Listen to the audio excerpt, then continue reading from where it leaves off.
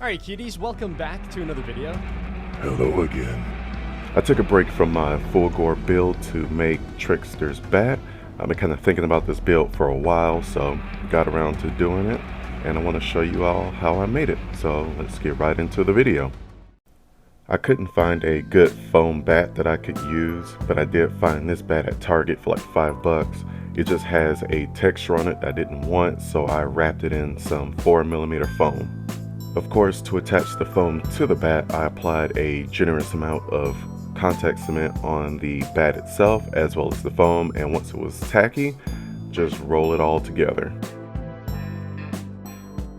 Once I had the foam all rolled on to the bat, I had a few seams that I had to cover up, so I used a bit of foam clay to apply over all of my seams and use a bit of water on my finger to kind of smooth it out the best I could. And once I let that dry overnight, I just went over it with a sanding drum to knock down some of the high areas.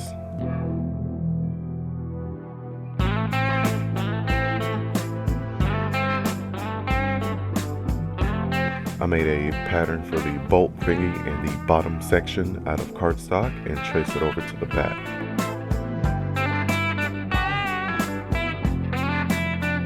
I used my Dremel with a cutting wheel to cut out my pattern, and once I got the bulk of it down, I used a much smaller cutting wheel to get the minute details.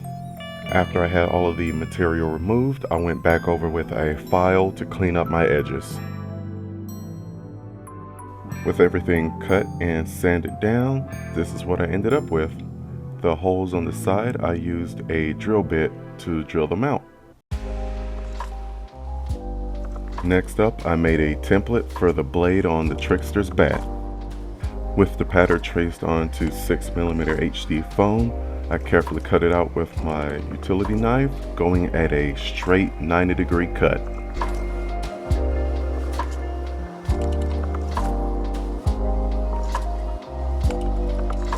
I also used my knife to cut out the extra details.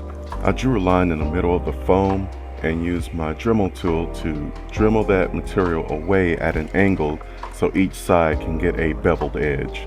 So just do one side, flip it over, and repeat the same process on the other side, and they'll give you a sharp angle. Once that part was done, this is what I ended up with. I used my hole punch to punch out two little circle details at the end of the blade. I used a round tip for my wood burner to burn out the panel lines on each side of the blade.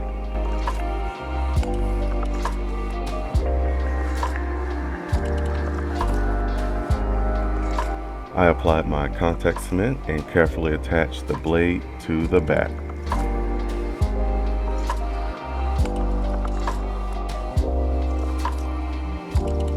Here is the progress so far. To make the brass knuckles, I cut out my template onto 10mm HD foam and cut it out. Once I had the knuckles cut out, I used my Dremel to clean up my cuts and round off the edges. I glued on a strip of 4mm foam onto the bat, and afterwards I glued on my brass knuckle. Afterwards, I glued on another strip towards the bottom near the pommel, followed by an extra strip just above the knuckle. To make these spiky bits on the knuckles, I cut out a few strips of 10mm foam dowels, stuck them on toothpicks, and rotated them along my belt sander. After shaping them, I used my wood burner to burn in the little grooves.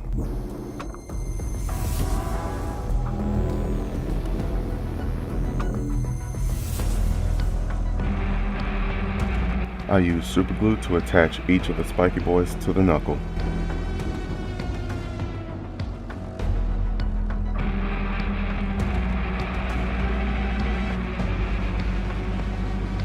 Moving on to the pommel, I cut out a strip of 6mm HD foam and glued it along the pommel edge.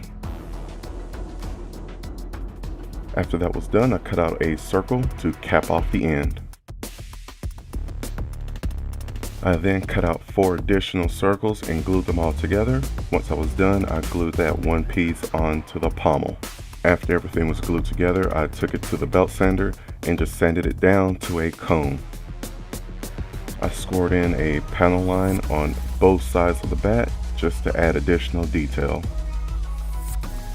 I followed that up with a strip of 3mm foam for each end. I used my heat gun for the panel line to open up those details. With the main construction done, this was the current progress. It's not 100% accurate, but who needs that? For some reason, the Trickster has a hole at the pommel on this bat, so I decided to go ahead and make one as well. Now for my favorite part, plasti dip. I applied a few coats of that, let it dry, and once that was done, I followed up with the glossifier, which just adds a glossy layer for your base coat. I combined the Createx Pearlized Gold and the FX Gold coin colors together and applied layer after layer for the blade and the knuckle area. The paint itself isn't opaque, so it takes quite a few coats, but after that was done, this is what it looked like so far.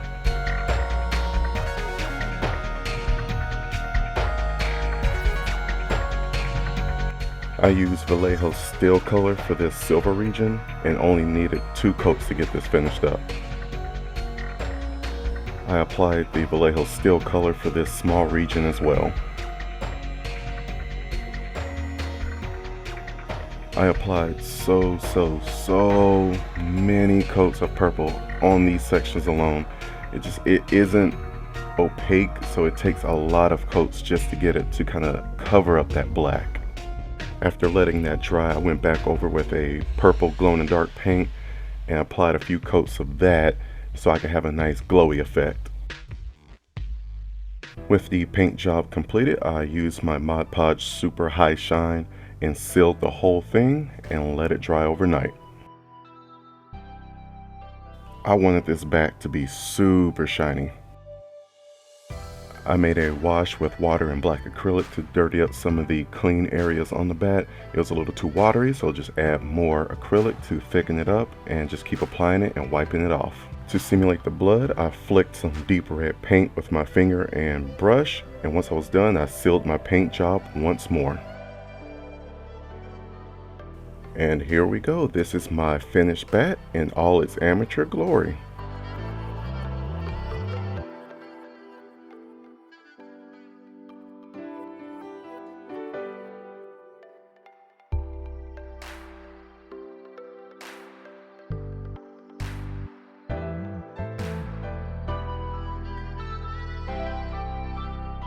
After exposing it to the sun, you can see it does glow in the dark.